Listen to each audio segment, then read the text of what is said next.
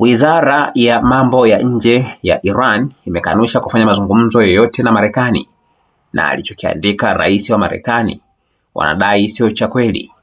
Iran wanasema hakuna maridhiano yatafanyika bila wao kutimiza malengo yao ya kivita. Aidha, Iran inasema inaelewa mbinu za Trump kujaribu kushusha bei ya mafuta, lakini pia kupata muda wa kujiandaa kijeshi, kitu ambacho wao hawatampa nafasi hiyo.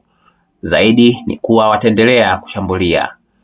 Wizara inasema maneno ya Trump ni kumeza matapishi yake mwenyewe, ila kwa upande wao hakuna chochote kilichobadilika, na mlango wa bahari wa Hormuz utaendelea kufungwa kwa wote ambao wapo upande wa Marekani pamoja na Marekani yenyewe. Wakati hayo yakijiri, ukurasa rasmi wa Operation True Promise umechapisha kuwa mazungumzo ya amani yataendelea kwa makombora usiku wa leo. Usiache kusubscribe channel yetu ya YouTube ambayo inasomeka Dodoma TV.